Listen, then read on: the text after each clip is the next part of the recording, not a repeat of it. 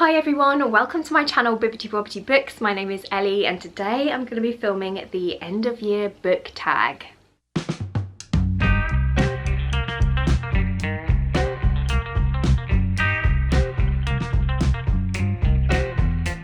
So I recently saw my friend Becky from the channel Teacup the Storyteller doing this tag video and I thought it sounded like so much fun, so I thought I'd give it a go for myself today. So thank you so much, Becky, for kind of inspiring me to do this video, and I will of course have her channel linked down below and highly recommend for you to go and check out her content because she makes some really wonderful videos and she's also just such a lovely positive person, so definitely head on over there after watching this video.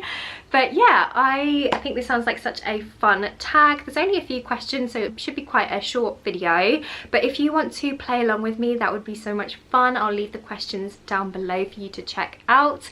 If you want to comment your answers down below, that would be really cool because I'd love to hear your answers to all of these questions as well. Or if you want to film a video for yourself, please do consider yourself tagged. Anyway, let's jump straight in with the first question. So the first one says, are there any books that you started this year that you need to finish?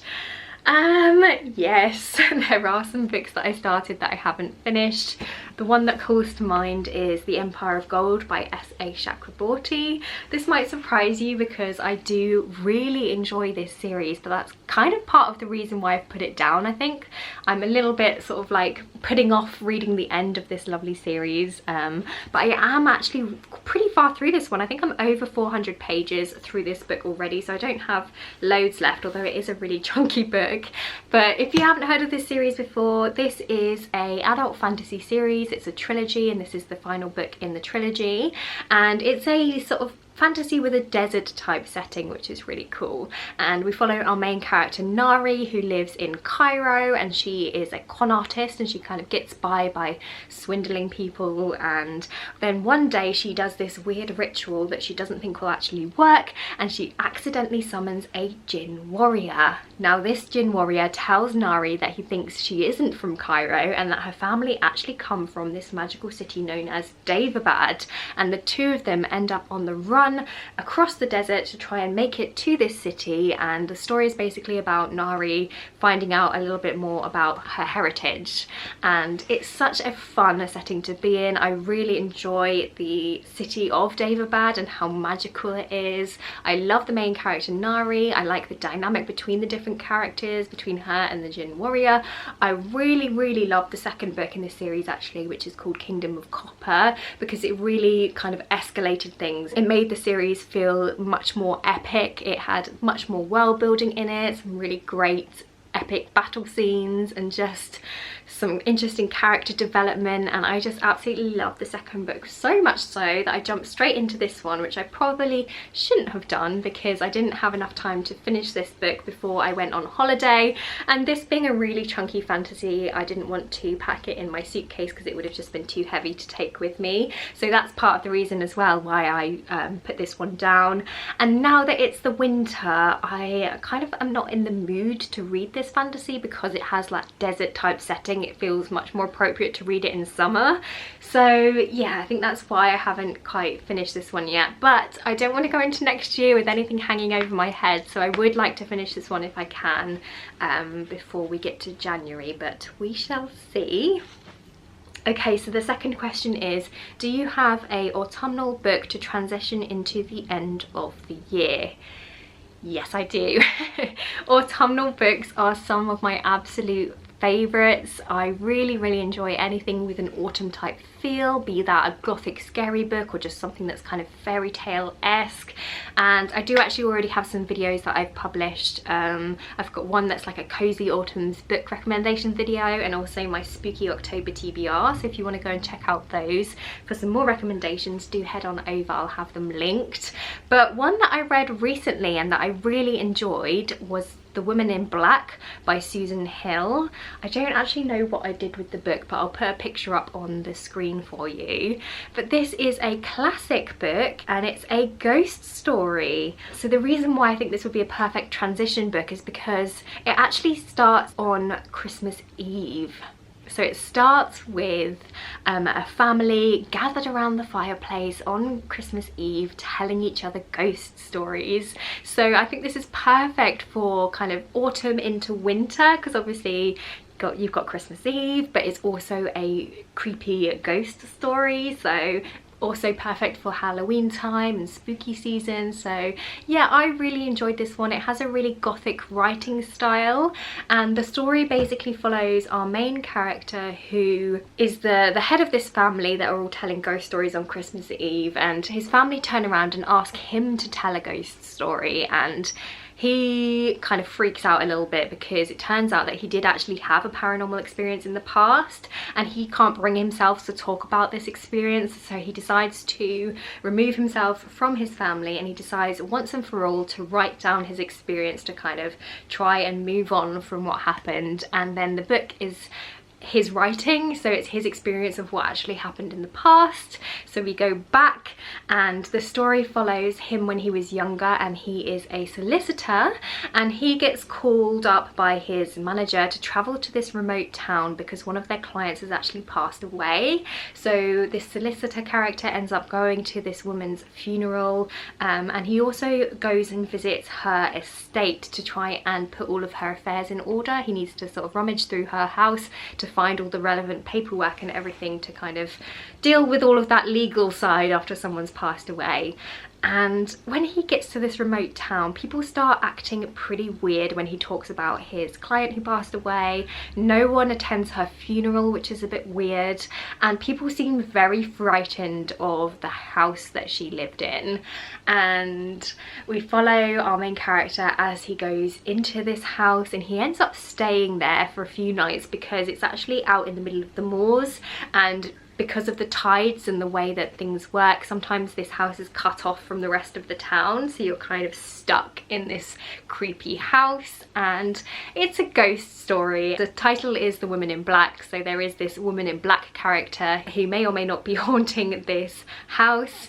And yeah, it's got that real sort of classic ghost story feel to it. For me, it felt quite cozy actually reading it for some reason. I think because it was him telling the story, it literally felt like I was sitting around a fireplace listening to his ghost story, and I really enjoyed it. So yeah, if you're looking for a transition book maybe to take you from spooky season through into winter, highly recommend The Woman in Black by Susan Hill. Okay, so the next question is there a new release that you're still waiting for? Yes, there is. So I am still waiting for The Heart of the Sun Warrior, written by Sue Lynn Tan. So this is the second book in an adult fantasy duology, and I read the first book, which is Daughter of the Moon Goddess, earlier this year, and I absolutely fell in love with Sue Lynn Tan's writing. It was so whimsical and beautiful and creative. I loved the setting, I loved the main character. And yeah, so I'm super excited to get my hands on the second book, and I have pre-ordered it, so hopefully not too long to wait now. But yeah, if you haven't heard of this duology before, it's a Chinese inspired fantasy story, and it follows our main character Xing Yin, who is the daughter of the Moon Goddess, and her mother, the Moon Goddess, was actually exiled to the moon for stealing the Celestial Emperor's elixir of immortality. And when the Moon Goddess was exiled, she was actually pregnant with Xing Yin, but she hadn't told anyone, and she kept her pregnancy a secret for her daughter's own safety. And she had Xing Yin on the moon, and the two of them have lived pretty much together, a very isolated life on the moon for many years. And then one day Xing Yin accidentally flares her magic, and that causes her existence to become noticed, and the Celestial Emperor travels to the moon to investigate what's going on, and Xing Yin is forced to flee her home on the moon and to leave her mother, and she goes down to the Celestial Empire, which is this kind of empire up in the clouds, and she has to keep her identity hidden, and she has to establish herself within this new society and learn the skills that she needs to be able to one day go back to the moon and free her mother.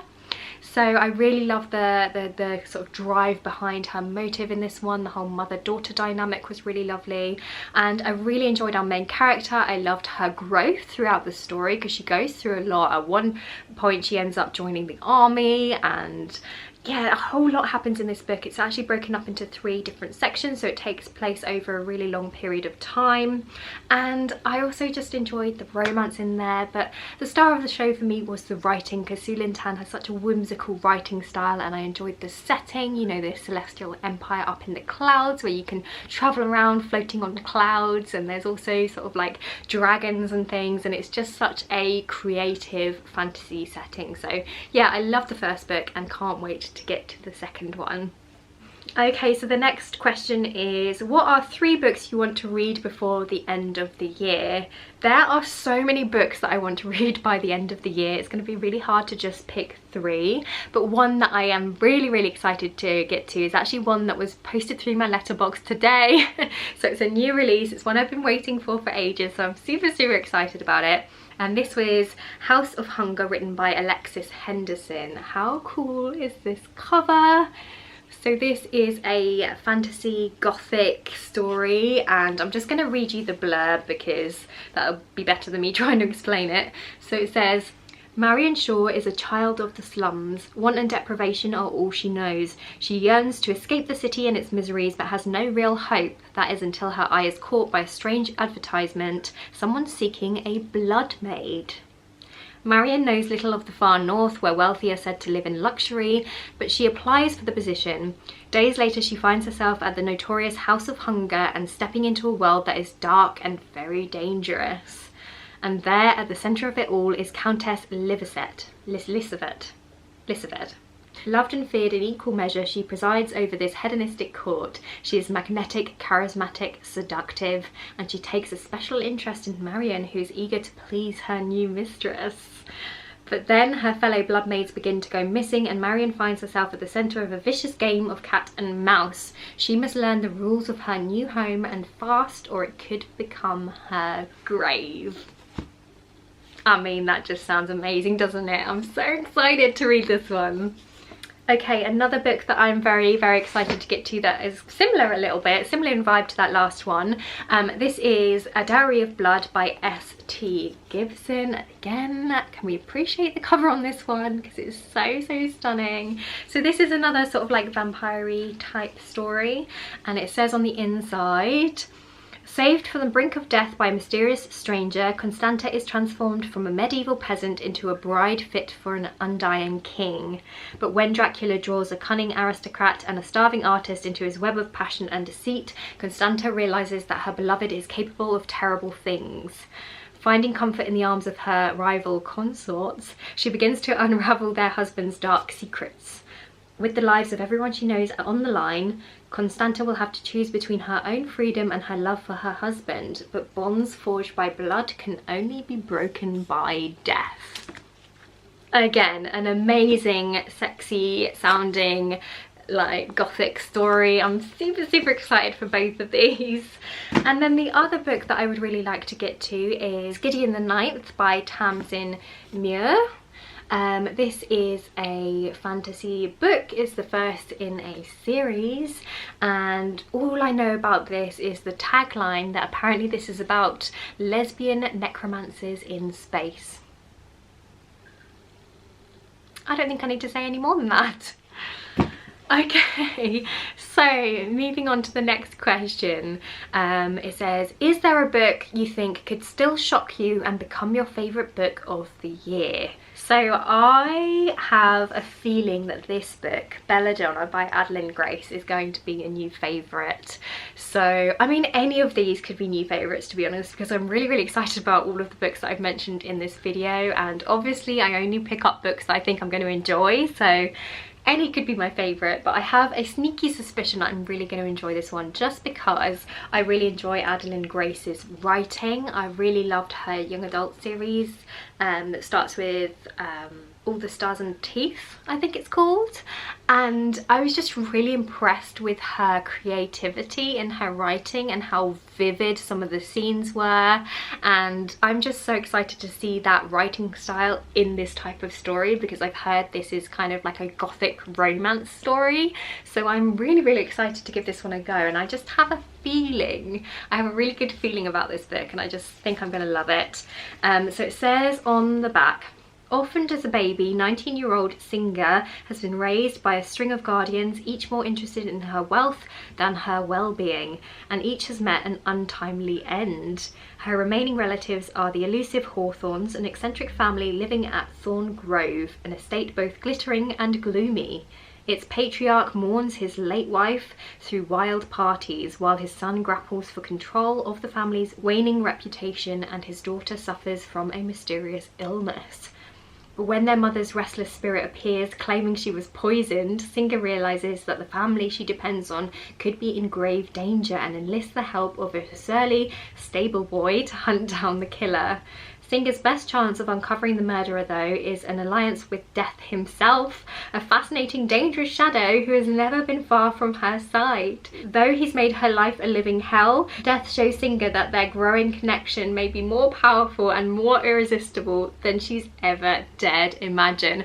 Okay, that's actually the first time I've read the synopsis for this one, because I picked this up purely because I know that I like the author and I heard the vague premise of a gothic romance story.